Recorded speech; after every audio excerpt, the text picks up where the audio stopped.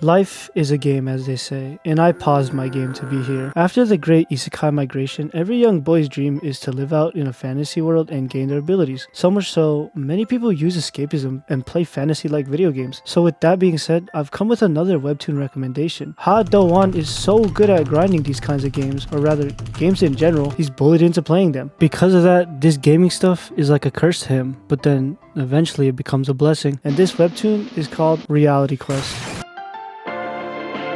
Ugly boy. Alright fellas, y'all wanted another webtoon where the main character is a nerd, then turns buff, becomes handsome, and is good at fighting? Well, you've come to the right place. Not only does this one also have a system, but the main plot is about fighting against Korean teenage gangsters who are crazy good at fighting. Very unique stuff, everyone, I know. Settle down, settle down. The gimmick this time is the Isekai Came To Him, instead of like a second body, I don't know. But with that being said, I fall for these stories every time. Since you clicked on this video, I'm assuming you're just like me, and we are the target demographic. You know how I mentioned that the Isekai Came To Him?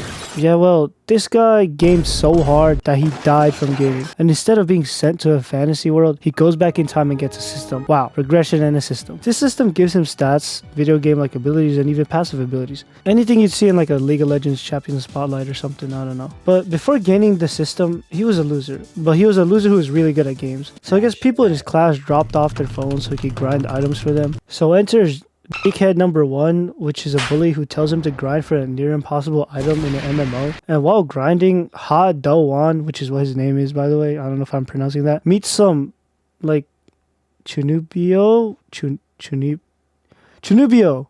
something like that, who helps him grind. After countless hours, he finally gains the item that he needs. But not only did he get one item, he got 2 items. And one of them is actually better than the other. So he decides to give the better item to the guy who helped him out. But then Do-won dies, bruh. He literally died from grinding too hard because he didn't take care of himself to meet the deadline that some thug gave him. Oh, but what's this?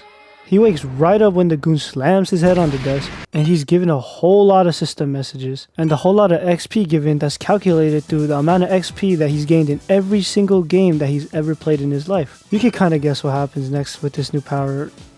That motherfucker got his ass beat. But then the system says, psych, I'ma lock the ability you just used and everything else you just gained. So like living in a real life video game, he has to complete the quest that the system gives him so he can gain rewards and upgrade himself. He also gains new abilities, stats, and passives. And of course, he beats up bullies and calls himself a bully hunter like, I don't know, every other webtoon ever. Only a few characters question his sudden improvement and appearance changes. Like, imagine if someone was like this in real life. Bro is literally 18 and got another growth spurt. You try to play it dumb, being all like, huh, I didn't know men get growth spurts at this age. Heh, I guess they do. Like, brother. Not only that, them stats be boosting bro's riz. Okay, stay with me now. There's actually more to this story than just a quest. I won't spoil too much about it, but to give a general idea, it centers around his late father. It also involves teenagers running certain parts of Korea with internal conflicts. They call themselves the Bully Council. Yeah, I don't know, it's pretty stupid. But bro, motherfuckers in this webtoon get power crept so hard. Like someone who's badass and strong is completely mocked by some dude whose nickname is the Dragon. And like this is such a common thing that happens in these webtoons. And another thing about these webtoons is that they always have the most fire art and fight scenes. And this one is no different. It's very entertaining to look at. And with the video game system happening, the artist also incorporates the video game